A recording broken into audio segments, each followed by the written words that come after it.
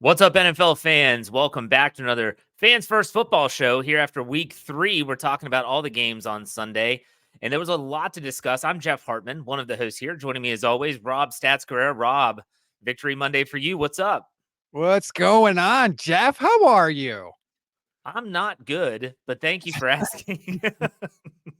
But you are, and let's start with that. Let's get right out of the gates with your San Francisco 49ers, the game of the week. They travel across country to the Philadelphia Eagles and blow their doors off in the second half. And we talked a little bit before we started live here, and I said, man, I wanted to see a really competitive game. And by the time the Steelers game finally ended and I was able to turn over to this unbelievable NFC matchup, my gosh, the 49ers were running away with it. What's your knee-jerk reaction to this game? The 49ers are the best team in the NFL. And I have said it all year. When they play their best, nobody can beat them. And it's not particularly close, Jeff. The Niners had -6 yards in the first quarter as a team. -6. Yeah. The other 3 quarters, they had 462 yards and averaged 9.1 yards per play and scored touchdowns on 6 straight offensive possessions. The only time the Eagles stopped them was when the Niners put in Sam Darnold at the end of the game to kneel it out. After that, they destroyed the Eagles in every sense of the word after the first quarter. So as a 49ers fan, which you obviously are, is there also, you just said, and I agree with you, I think the 49ers are the most complete team in the NFL. But that losing streak still happened. So what changed? What got this team back on track? Was it just a health thing with Deebo Samuel returning to the lineup? To me, it's got to be a little bit more than that. What is it? Is there anything tangible? Deebo and Trent being out was definitely a factor, yes, but also their defense needed a little time to get right. Their defensive coordinator, Steve Wilks, is not running his system. He's running the DeMeco Ryans, Robert Saleh system. And he admitted he's still learning how to call games. He did not match up the pass rush with the coverage. He had a lot of blitzes called with a lot of soft zone coverage. So it was giving the other team easy answers. So the pass rush couldn't get home. Now the 49ers are not doing that. They've improved their coverage in the secondary. They're matching the two, so the pass rush gets time to rush the passer. And the offense is scoring so many damn points that the other team has to pass. And so the Niners can kind of pin their ears back and eat. And honestly, it's an embarrassment of riches with this team right now. How many weapons they have. Anybody that catches the ball could go for a touchdown on any play. Yeah, and so let's look at the other side of the field. The Philadelphia Eagles, they're 10-2, and they're still a really good team. But we've kind of talked about this on this show before, and we mentioned it on my NFL Whip Around with Kevin Smith on Tuesdays. It just felt like we're waiting for the other shoe to drop, and it felt like it happened. They were winning games, they were close, one-score games, sometimes being outgained. And then it just looked like, okay, here they go up against this really great opponent in the San Francisco 49ers, but they were at home, and to lay an egg like that, what does this tell you about the Eagles? Are they the legit 10-2 team that we all think, or is it all smoke and mirrors? No, I think there's something to being able to pull games out at the end, but that's not an area where you want to live, right? You much rather be where the 49ers were, which is up by multiple scores in the fourth quarter. It's hard to keep asking your team to dig themselves out of this hole every single week. And, the Eagles defense has not really been, certainly not what they were last year by any stretch of the imagination. But they gave up 42 to the Niners. They gave up 34 to the Bills. They only gave up 27 to the Chiefs, and they gave up 23 to the Cowboys. But they also gave up 31 to the Commanders. So you can have success against this Eagles defense we have seen. And so you're asking a lot to Jalen Hurts to be awesome pretty much every single week. Yeah. Now, this was such a big game for the 49ers because now that they win this contest, they're at 9-3. They're still behind the Eagles, but the Eagles have the Cowboys coming up next week. And that is going to be a Sunday nighter, 8:20. As a 49ers fan, where's your rooting interest in this game? I mean, were you rooting for the Cowboys? I mean, you had the head-to-head win. You want the Eagles to come down. Yeah. Yes, because if the Niners win next week against Seattle, which they're 12.5-point favorites, I believe, against the Seahawks. Jeez. The Niners will be the number 1 seed because they have the head-to-head win over Dallas. They have the head-to-head win over Philly, and they have the tiebreaker against the Lions right now, which is better conference record. So I'm absolutely rooting for Dallas, Yeah. 1,000%, because I want that number one seed. I mean, it's so crazy. You get the bye week, you win one home playoff game, and then you're competing for the Super Bowl. Like, that's the Yep. reality of that situation. So it will pain me to root for the Cowboys because I hate them with a fiery passion. But for this 1 week, go Dallas. Well, the funny thing is, since they went to the seven team plan and all this stuff with the added wild card, that the only one team getting that bye means it is, it used to be the top two teams get buys and the wild card Yes. weekend was different. Totally changes everything. I love the perspective. Let's stay with the hot hand, so to speak, with these recaps as we transition to the Sunday night game, where the Green Bay Packers beat the Kansas City Chiefs 27-19.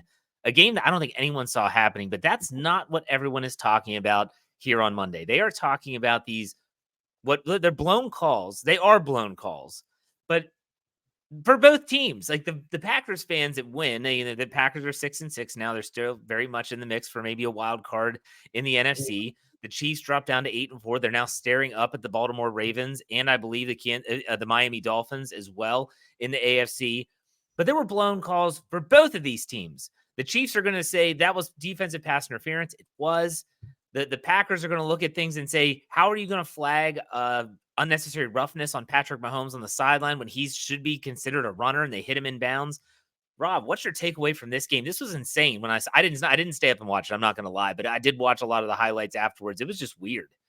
I don't want to totally just ignore what the Packers are doing and what Jordan Love is doing because he played well in this game, but I cannot stand the philosophy that so many people have of, well, it's the end of the game. I want the officials to let them play. At the end of the game, when the plays are at their most meaningful, why do we decide, let's just not enforce any of the rules? It's never made sense to me. I don't understand it. I mean, even Patrick Mahomes said it after the game. I'd rather you let the guys play and let the guys win it on the field. I don't understand that to me. That doesn't make any sense why the rules change. All we want from the officials is consistency, right? You've Yeah. got 3/4 of however the officials are calling the game, whether it's tight, whether it's loose, whatever. And then all of a sudden we change that in the fourth quarter and down the stretch of the game. I don't like it. I thought it was a pass interference on Marquez Valdez-Scantling. Although, let's be fair, if he was untouched at all, there's a chance the damn guy drops the ball anyway. We don't know. But I thought it was a bad call on the Mahomes going out of bounds. I don't think that should have been a 15-yard penalty. I thought it was a missed pass interference on MVS. And I thought at the end of the game, I mean, the Hail Marys are a joke. You can mug somebody on a Hail Mary and you're not getting a flag. They will never call it. So Yeah. it's frustrating to me because you can say, I don't want the officials to decide the game, but by not calling penalties, they are deciding the game. They have an impact either way.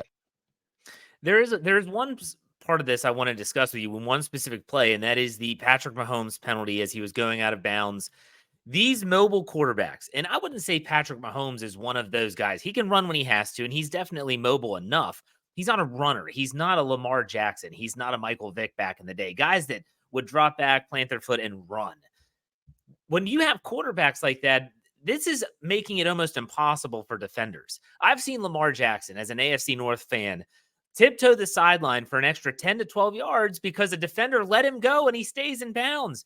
And then if he peels him on the sideline, like they tried to do in Green Bay last night, he gets flagged. It's a lose-lose situation. I feel like, and even though the NFL rules state that when the quarterback leaves the pocket, he's deemed a runner, that's not the case. They don't call it that way. I just find it more and more difficult to understand how any defender can play defense in the NFL anymore. Especially Mahomes. Mahomes is really good at like ringing out all the possible yards on Yes. every scramble. He does it where he fully takes advantage of kind of letting up a little bit and he sees the defender ease off and then he takes off for more yards. He's very good at kind of just doing things just for the sake of tricking the defender and so he can gain a couple more yards. So I don't blame the Packers for hitting him. Absolutely No, don't blame it at absolutely. all.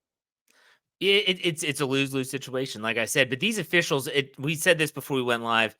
It's almost as if they're turning into NHL officials. Now, I don't know if you're a big hockey guy, Rob, but I grew up playing the game and I watched the NHL and I like hockey, especially in the playoffs. When it gets into the third period and there might be 2 minutes left, the whistles are gone. They are not calling anything. You would have to try and decapitate a player to even serve a 2-minute minor, let alone anything egregious. It seems like the NFL's trending in that direction. And like you said, the rules are the rules, regardless of when it happens in the contest, shouldn't matter. If it's a false start in the first quarter, it should be a false start in the fourth quarter. You don't just let them get away with it. That's what sucks about this Sunday night game, is that it's been marred by the inconsistent officiating in the National Football League. We're not talking about the Packers and Jordan Love. We're not talking about the Chiefs losing. We're talking about blown calls. That sucks. And it's a bad look for the league because the eyes of the world are on that Sunday night game, Yes. right? I mean, that everybody is watching that. Players around the league are watching it. We see people respond with tweets and stuff when stuff goes down on Sunday night. And yeah, it's not what you want as a league. You don't want people talking about the officiating when you had your marquee, like the face of the league, Patrick Mahomes, competing and trying to drive down at the end of the game to get his team a victory. And you know what? Shout out to the Packers too. Like, yeah, they played well in the game. They scored touchdowns on 3 of their first 4 drives. And how about this little nugget that I came across this morning? Matt LaFleur has never lost a game in December as head coach of the Packers. He's 16-0. There's only been one team that has ever won more consecutive December games, and that was the San Diego Chargers, who won 18 straight from 2006 to 2009. So credit to LaFleur, gets his team playing well in December, and the Packers are creeping into playoff contention in the NFC.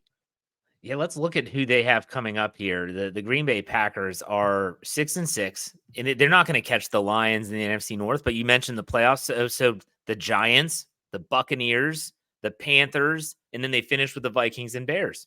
Very doable, very doable in my opinion.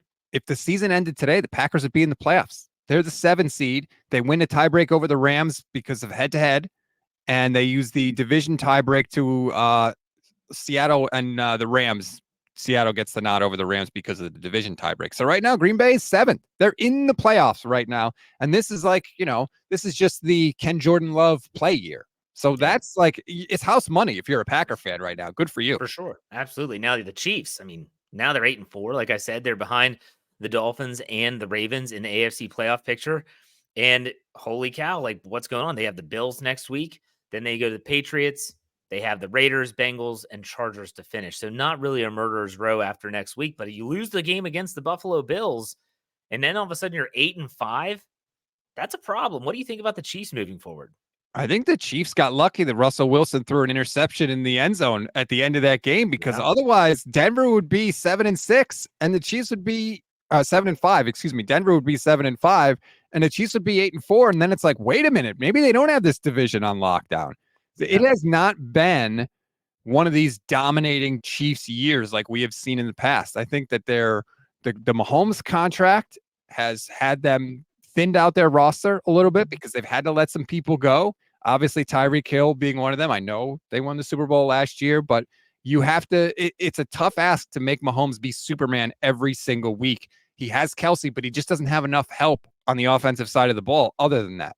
Yeah, no, you're absolutely right. They're going to have some in the offseason. They're going to be looking for some receivers. That's for sure. Let's talk about the Russell Wilson led Broncos, and a really fun game to watch. It was back and forth. The Houston Texans find a way to win. CJ Stroud doing the thing. And like you said, the Broncos were in striking distance there at the end of the game, and Russell Wilson throws a pass which is intercepted, which seals the win for the Texans. Texans improve their record to 7-5. Denver, their streak is broken, and they are now 6-6. Rob, what do you think about this game? I think we got bad Russ in this game. Here are the Broncos drives in the second half. 3 plays, -6 yards, punt. 3 plays, 7 yards, punt. They scored the touchdown to make it 16-10 Houston. Yay. After that, interception, touchdown, interception, interception. You can't throw 3 picks in the second half and win. Right. You're not going to do it. And it's surprising because they seem like they were gaining some momentum and picking things up a little bit, but they really lost. This would have been a big win for Denver, big opportunity, but they couldn't pull it out. In the meantime, Texans, they are 7-5. They keep their playoff hopes very much alive in the AFC, which seems to be wide open as you look at some of the other results around the conference. We'll get to those games here in a bit. We've talked about Houston a lot. They have a pretty favorable schedule coming up. Jets, Titans, Browns, Titans, Colts to finish it up. It'll be really interesting. As for Denver, 6-6, not out of it yet. They have the Chargers next week, but then they have the Lions, Patriots, Chargers again, and finish up with the Raiders. CJ Stroud, he's I think he was playing a little banged up in this game, if I recall, and made enough plays. His accuracy on the run is out of this world. He's a phenomenal young quarterback. He's unbelievable. He had, I mean, the hope in Houston has got to be just through the roof. CJ Stroud had a 4-yard pass in this game that was incredible. He drops back to pass. He's under pressure. He's falling away, rolling out to his left, and just throws it up and just lobs it up nicely. And perfect placement over the defender, right in the receiver's hands. He's incredible. The only bad thing for the Texans on the day, Tank Dell is going to be out for the rest of the season with a broken leg. And he was that combination of Stroud and Tank Dell was, the hopes of Houston were riding on those two guys. So that's awful, awful news, but hopefully he comes back strong. But I mean, the arrow is sky high for the Texans right now. And it's great to see because the league is better when you have really good young quarterbacks. Absolutely. And another AFC South team that just won't go away is the Indianapolis Colts. Minshew Mania is running wild on Indianapolis as they win 31-28 in overtime over the Tennessee Titans. This was one of those overtime games where the Titans went down and kicked a field goal. And don't worry, Minshew Mania brought them down, scored a touchdown to win it, and ended 31-28. The Indianapolis Colts, don't look now, they're 7-5.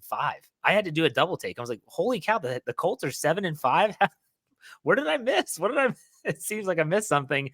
No, they're just playing good football. What do you think about the Colts, Rob? They've got better pieces than I initially gave them credit for. Obviously, Jonathan Taylor is great. I've always been a fan of Minshew. I don't think he's like, your franchise guy, but as a backup quarterback, I think that's the guy I wanted the Niners to get was Gardner Minshew because he can win some games for you. And Michael Pittman and Alec Pierce, man, they can play, and Josh Downs. I should throw him in there too. They can play. Like they have legit pieces there in Indianapolis. And I love Shane Steichen. I like what he's doing on, offensively for them. And they're not a bad team. Like they have lost their starting quarterback for the year and they're still 7-5. So that tells you, the strength of the roster there. Good on them. And Tennessee, what? Okay. What do you do? Like, I think that Tennessee's, they're at the end of this little era that they had here. They're going to have to blow it up, but good on the Colts. Good to see. Yeah. I mean, the Titans missed an extra point after DeAndre Hopkins touchdown, which really messes up all the scoring. I think Derrick Henry left this game. He got hit pretty hard. I think he was in the concussion protocol. So weird game. Like you said, I agree with you about Tennessee. They just seem like they're running out of paper, so to speak, on this era, and they're going to have to turn the page here soon. But the Colts, they're very much in the mix at 7-5. We'll do our diligence here. They have the Bengals next week. Then they have the Steelers. Then they go to the Falcons, Colts and Raiders, and then finish with the Texans. That should be a big game maybe in week 18. We'll have to see if that plays out that way. Okay, we got to talk about some stinkers here. Let's talk about the Chargers and Patriots first. This was an unbelievably exciting game, I'm sure, for people that watched. The Los Angeles Chargers go to New England. It was not good weather, pouring down rain. 6-0 is the final score. I don't know what else to say. 6-0. Rob, what's your take on Bailey Zappi and the Patriots, or the Chargers not charging this one away? Here are the final scores of the Patriots' last 3 games. They lost to the Colts, 10-6. They lost to the Giants, 10-7. They lost to the Chargers, 6-0. The Patriots defense has not given up more than 10 points in a game in 3 straight weeks, and they have lost every single one of those games. That's how bad the offense for New England has been, whether it's been Zappi, whether it's been Mac Jones. It's just inept right now. It is inept offense in New England, and that's why they only have 2 wins on the season. Oh my gosh. So this has me as a Steeler fan just ready to vomit Thursday Night Football, which is going to be Patriots at Steelers. Oh, so you're welcome, Rob. You are welcome. I am trying to, Rob, see if you can find the total on that contest. Like, the line's got to be out already, but this is going to be a absolute snooze fest. So much so, like the Patriots have no one on offense to the point that last Thursday night, when they're running the promo for the following game, they've got TJ Watt for the Steelers and Bill Belichick. That tells you On the all you graphic. need to know. Jeez, when What is the total for the Thursday night game? Do you have it? it's 32. That's high. 32 is high. That's What basically what you're what talking about? 16 points for each team. The Patriots aren't getting there. The The Steelers are favored Steelers by might not either. points in the game. How many? 6. What? Yes, that is wild to me. It is so crazy how it has gone so bad for New England. And I just think that they don't have Tom Brady, obviously, but I think it just throws into sharp relief the problems that Bill Belichick has as a general manager, as a team builder. He's not a good personnel guy. He's not. Even when they had Brady there, they were getting by with, Deion Branch type Yeah. players. It was too much of that. And now that Brady's gone, there's nothing there to pick up the slack. And so this is what you get. I mean, look at their roster. They have no weapons in New England. They don't have a single offensive weapon. And banged up Juju Smith-Schuster is like the most high-profile name that they have, and that's not saying much. We'll put it that way. So let's talk about the other side of that Thursday night game this week. That's the Steelers, who lose to a Cardinals team 24-10 that had not won on the road since 2022, and they had only won 2 wins coming into this game. This game was odd. There were 2 weather delays. This game felt like it took an eternity. And it wasn't just because the Steelers sucked it up in the game. It just took forever. I mean, there's games at the 1:00 slate that were finishing. The Steelers were still stuck with 7 minutes left in the third quarter because of these weather delays. But the Arizona Cardinals, they played hard. The Steelers did not. 24-10 is your final. That's pretty indicative of the game. Yeah, and now Kenny Pickett's hurt, and he's going to be out for a few weeks. I think he needs ankle surgery, right? If I'm not mistaken. He was having an evaluation today, Monday, but that is an option. They said 2 to 4 weeks is the likely timeline. And it's a weird game. There was 2 weather delays. It was almost like a second halftime in the game. And but this is kind of who Pittsburgh has been all year, right? I mean, they have a good record. They have a good win-loss record, but it's not like they were blowing teams out, and their offense is always going to struggle, and they struggled in this one. Yeah, and it's definitely one of those situations where when you look at the Steelers, they're not a great team by any stretch of the imagination, and I wouldn't even put them in the good team category. They are a team that only if 1 or 2 things don't go their way, they're done. And so when you look at the way this game started, the Steelers go down the field, they're driving, they're in the red zone. You're thinking, okay, put up 7. No, they settle for a field goal. Okay, they get the ball back, drive down the field. They have a fourth and goal from the 1-yard line. Yep. Kenny Pickett got hurt the play prior. So here comes Mitch Trubisky. Steelers go shotgun, which I hate. They hand the ball off to Najee Harris. He runs into a wall of offensive and defensive linemen, does not make it. So you're thinking, okay, I'm going to go for it there anyways because I'm going to trust the defense is going to make a stop.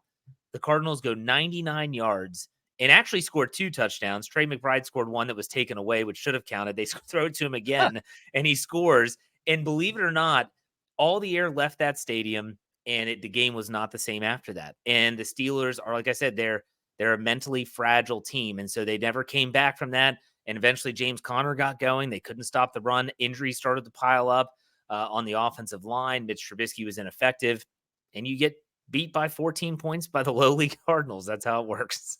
Yeah, that 99-yard drive by the Cardinals chewed up basically the last 5 minutes of the first half. So it was double whammy because not only did they stop the Steelers, but they kept the Steelers defense on the field in the ensuing drive and stuck it in the end zone for a touchdown. And like you said, when your margins for error are that small, you can't have those 2 drives back to back. That's a killer.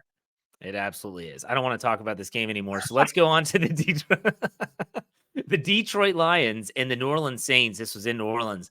The Detroit Lions came out red hot in this game. I mean, they came out and they were putting up points. They scored 21 first quarter points, but the Saints came back. Derek Carr leaves with an injury. Jameis Winston comes in.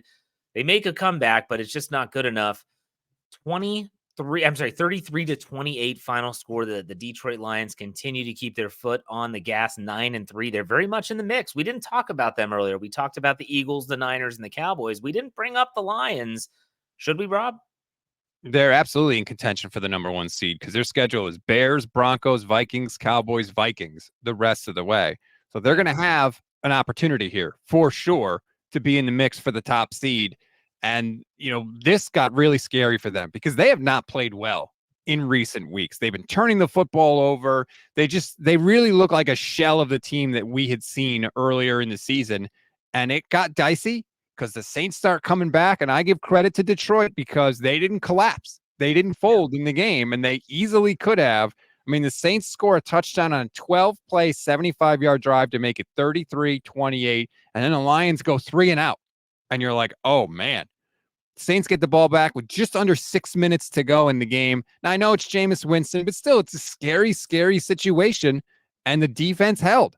4th and 6 at the 40. Jameis Winston throws incomplete, and that's the game. So the Lions showed a little mettle there, and they deserve credit for it. Yeah, and that Lions Cowboys game is really looming large there in Week 17. It's going to be that could be a huge game. Don't underscore the Broncos and Lions in 2 weeks though. That's going to be another good game because the Broncos are playing tough. Unfortunately, I don't. If I'm putting money down, I'm not putting the Lions in the mix for the top seed. I just don't think they're of that echelon yet. But they are. They are what the record says they are, and they're a good football team. And you got to find a way to win the ugly ones sometimes. We'll see how things play out there. The Saints, on the other hand, they just can't get anything going. And even in the NFC South, which is, I think the leading team is 6-6. They're 5-7. And yes, they're still in it. And I'm sure the Saints faithful will definitely talk about how they still have playoff aspirations. But man, it's a bad team. It's a bad team, and they're getting worse because they lost Derek Carr in the fourth quarter. He had a back, shoulder, and a head injury on one hit from Bruce Irvin. So the trifecta. Yeah, like that's a car accident injury, right? Like you get multiple injuries like that when you are in a car accident. That is not supposed to come from your day job. But and look, maybe if he had stayed in the game, the Saints would have completed the comeback. Who knows? But you were never, I mean, I don't know what the long-term plan was with Derek Carr. You're never competing for a championship with Derek Carr. Now he's out. Now it's some combination of famous Jameis Winston and Taysom Hill. And this is what the Saints are going to be the rest of the year. They'll play some games tough. They'll be in some games. They'll make some things interesting, but they're a 500 middling type of team. Yeah, when Taysom Hill's your leading rusher, 13 carries for 59 yards, when you have Alvin Kamara on the roster, it's just not a recipe for success. So, okay, let's go to the other NFC South team, the Atlanta Falcons, another dud of a game, 13-8 final score over the New York Jets. The Jets offense just continues to sputter its way. And Aaron Rodgers, why would you even come back? I don't know. We'll talk about that. But Atlanta 6-6 again. They're right there in it. Last I checked, I think they're tied with the Tampa Bay Buccaneers. Yeah, no, I'm sorry. Tampa Bay's 5-7. So Atlanta's leading the NFC South at 6-6. What's your takeaway from this game? This is just terrible. The Jets are terrible. The Falcons are slightly less terrible than the Jets. That's my takeaway. I mean, it's absurd how I said, the Patriots offense was inept. I mean, the Jets they're worse. They are worse. All they needed was one touchdown in the game. Just give me something. How the defense is putting up points. The Jets had their third safety of the year in this game. They just need anything, any contribution whatsoever from the Jets offense, and they're not getting it week after week. It's like the Jets are playing on a skill level that is just too difficult for them in Madden. Like they need to turn it down to pro on offense. Like they can't do it. It's comical. Even a first down is like pulling teeth for this Jets offense, and it has to be deflating for the defense. It has to be because the defense is so good. If Aaron Rodgers was on this team, the Jets would be a scary team. They would be such a scary team if Aaron Rodgers was playing because this defense is really good. And the fact that they're doing what they're doing with an offense that's just basically going 3-and-out every single time they get the ball is a credit to them, but you can't win games like that in the league. Do you think Aaron Rodgers is actually going to come back this year? No. I don't think I think it's all him wanting to thumb his nose at the medical establishment because that seems to be his biggest priority nowadays. I think it's all a joke. He's going to say, I could have come back, but we were out of it. And whatever. Okay, dude. See you later. I have questions if he actually ruptured his Achilles because I've as a trainer, I've actually helped people rehab that injury. I don't know what medical procedure he had. The people that I helped, and I'm talking about really fit people as well, and it's not like, oh, yeah, 3 months later, I'm back there. Let's go play some NFL football. Like, I don't get it. I don't know.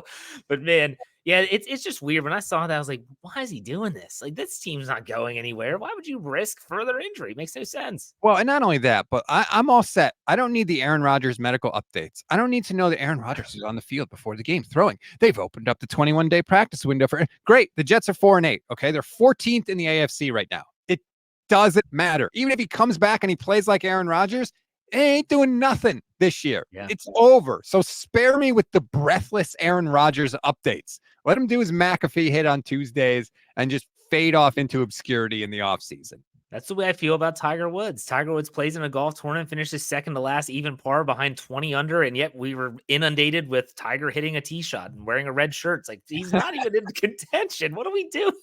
Yep, because that's the only thing interesting about the Jets. Like that. Yeah, no, you're right. That's the most interesting thing about the Jets is an injured player throwing warm-up passes on the field before a game. Gotta love New York media. All right, let's go to a team that's actually vying for a really maybe the first round bye in the AFC. That's the Miami Dolphins. They go into Washington and they beat the Commanders 45-15. Ron Rivera calling the defense doesn't matter. Not against Tua and company. Tyreek Hill goes off. They had, I think, one of the best touchdown celebrations after a Tyreek Hill touchdown where they all sat behind each other and they actually looked like they were getting on a roller coaster. It was actually pretty funny. Like, it was well scripted. They all did it good. It was good. What did you think about the Dolphins, who are now 9-3? That's the biggest problem for the Dolphins is like, how are we going to come up with enough touchdown celebrations? Because we're going to put up 40. I mean, against bad teams, this is what Miami does. They absolutely just put you in a blender. And imagine if you're the Commanders, you're like all week, okay, we can't let Tyreek Hill beat us. And then he comes out and goes 5 for 157 with 2 touchdowns, including a 78-yarder. It's got to be utterly demoralizing when you spend all week trying to stop the Dolphins from big plays and they come out immediately in the game and score a 78-yard touchdown pass with 9.5 to go in the first quarter. Yeah. I mean, the Commanders they're done. I mean, let's not even talk about that for now. Let's talk about the Dolphins and if they can get that top seed. So you look at what they have coming up. The Titans, no, that's a Monday nighter, by the way. That's no good. Then they have the Jets, then the Cowboys, then the Ravens, and they finish up with the Bills in week 18. Now, the Bills might not have much to play for if things don't go their way, but nonetheless, that's going to be a huge game.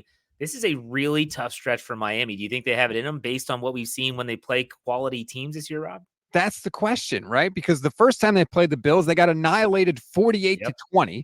They got annihilated by the Eagles 31-17. They lost to the Chiefs 21-14. That's a one-score game. It's, okay. You lose a one-score game to Patrick Mahomes. I'm not going to ding you for it.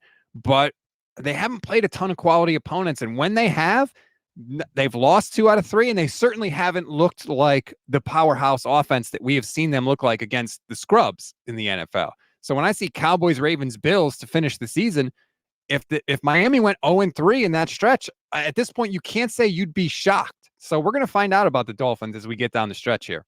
Yeah, absolutely. And hey, the Sam Howell sack update, he was sacked 3 times in this game for 20 yards. So I don't know what his total is. I don't have that in front of me, but we're keeping tabs. I want to see if he can break that record. We'll see.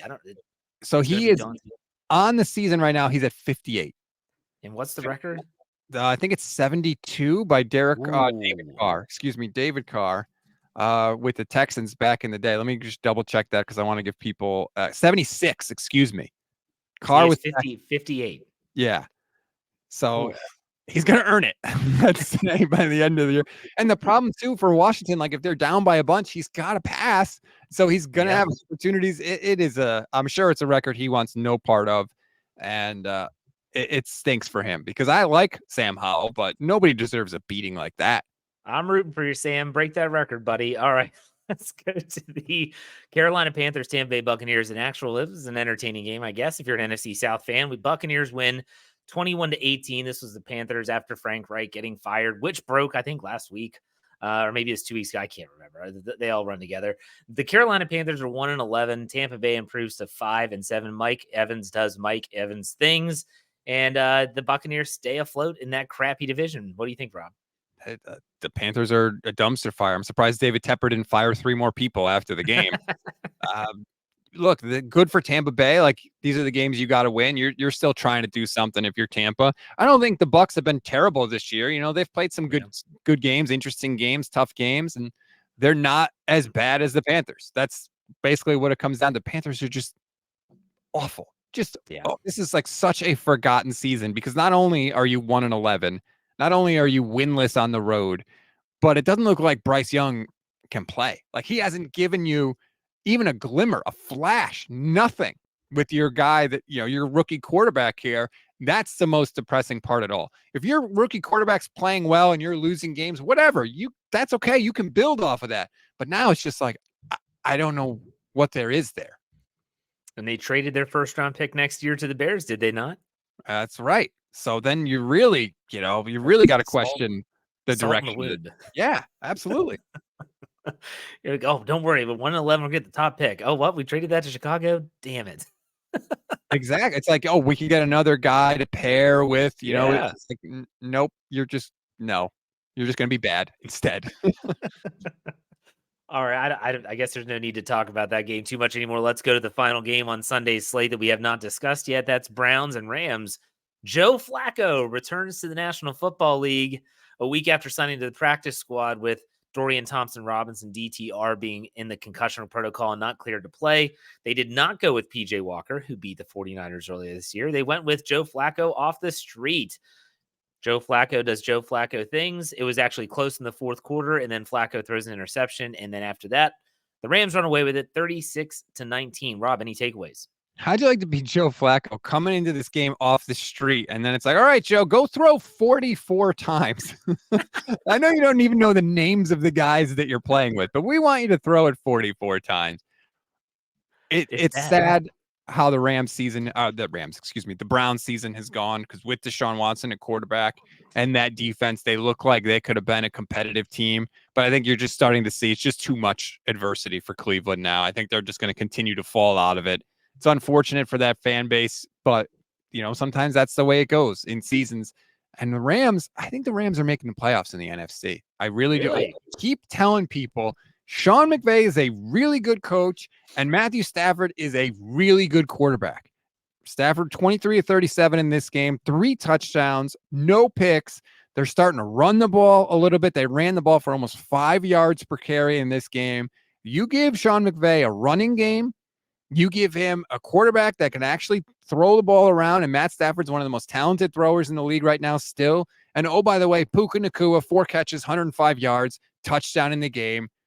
The Rams are going to be heard from before the year's all said and done. You look at the rest of their schedule, they have these bookend really tough games. So you've got the Ravens next week in Baltimore. At the very end of week 18, they have the 49ers in San Francisco. In the middle are all winnable games: Commanders, Saints, and Giants. That's it. So even if they lose those bookend games and win the final 3, they're going to be in the mix. They'll be in the mix. Whether they get in the playoffs, a lot of that's going to depend on probably tiebreakers and things of that nature. But it's going to be really interesting to see what happens here. But you like the Rams? I don't. What about the Browns? What do you think about that game? Do you think they have a chance anymore in the AFC? They're still 7-5, which is notable, but I don't know if it's going to be enough. I think they're out of quarterbacks. I mean, Joe Flacco off the street, like, I'm sorry, that's not going to be good enough. I know that defense is good, but they still got to play the Jags. They still got to play the Texans. The Jets defense is good enough to give them problems. And they have Cincinnati at the end of the year, which obviously with no Joe Burrow, that game looks a lot different. But I think they're going to fall out of it. And I think the rest of the AFC is going to come up and just sort of, it's going to be like a golfer on Sunday. It's like, yeah, you might drop a couple of strokes, but everybody else is going to pick up a couple. And that combination is just going to be too much for you. I mean, I'm looking at the conference for both sides, and this will wrap up the week for us. And we talked about how there's like this top tier, and then there's a whole bunch of nothingness, and then there's bottom tier teams. And there was a stint in the middle of the season where it kind of was like, wow, like these teams are really moving around. Maybe we were wrong. No, we were right. We were right. We were right all along. You have the Miamis, you have Baltimore, you got Kansas City, and then you have a bunch of other stuff in the middle. And then you have like the Jets and the Titans and the Patriots. And then you look at the NFC, it's Philly, San Francisco, Detroit, and Dallas. And then after that, like, what is it? It's literally nothing. Like, I mean, you look after that and you're like, yeah, Minnesota, Green Bay's hot, and just talked about the Rams, the Seahawks. It gets nothingness. It's a bunch of mid. It really is. You've got 500. Atlanta Falcons are the 4 seed at 6-6, which is terrible. The Vikings 6-6. The Packers 6-6. The Rams 6-6. The Seahawks 6-6. It's a mid-off in the NFC once you get past the top 4 teams. And it's almost the same in the AFC, except some of those teams are 7-5 and not 6-6. Right, and falling fast. Yes, see Steelers/Browns. So. Yeah, I could easily see both of those teams falling out of it, and maybe the Colts rising up, or Denver, or Houston, or maybe even Buffalo if they can get their stuff together. So yeah, I think there's going to be a bigger shift, I think, in the AFC than in the NFC. But I think what you're saying is right. All right, Rob, what's your final thoughts from the week that was? Niners are the best team in the league. They're never losing another game forever and ever. Crown them right now. No, he's already booking in Super Bowl flights. I'm so, like, my emotions this season. They beat Dallas in week 5, and I was like, they're going to the Super Bowl. Like, I started talking to you about, like, hey, am I going to go to the Super Bowl and all this stuff? And then they lose those 3 games, and I'm like, oh my God, I can't believe I was talking about the Super Bowl. What the hell am I doing? Now they've won every game since the bye. They destroy the Eagles on their own field, and I'm like, we're going. I'm booking the tickets. It's weird, yeah. Hey, that's the beauty of Fans First Sports Network to me, is that we're not, masquerading around as like these people that are not, we're not fans. We are fans. We want our teams to win. We're going to celebrate when they do. We're going to be dejected and pissed off when they don't. Yep. We don't have to say, like, we're going to remain neutral. No, screw that. You want the 49ers to win. I want the Steelers to win. That's the beauty of this thing. So, Rob, why don't you tell everyone where they can find that 49ers coverage and where they can find you on social media? So I'm on all the socials at Stats on Fire. But if you want the 49ers coverage, more importantly, go to the Gold Standard 49ers Podcast Network YouTube channel, and you can find us everywhere you get your podcasts. Just search Gold Standard 49ers. We pop right up. We do daily shows every day. We're live on YouTube. So please check us out if you want to learn more about the 49ers, or you're a Niner fan, you're looking for a new podcast, because there's a lot of people that only listen when they win. So we're happy to have you. Please come aboard. It's a big week for you all coming off that Philly win. Steelers, God help us on Thursday night. But if you want to listen to the Steelers content, you can check us out on the Steel Curtain Network. Wherever you get your podcast, search Steelers, you will find us in the top 4. And then also you can check us out on YouTube, Facebook, everywhere you get your Steelers coverage. If you want to follow me on Twitter or X, whatever the hell we're calling it now, at J Hartman, HARTMAN_PIT. Rob, as always, it's been fun. Thanks for your time, man. We'll talk next week. Sounds good, Jeff.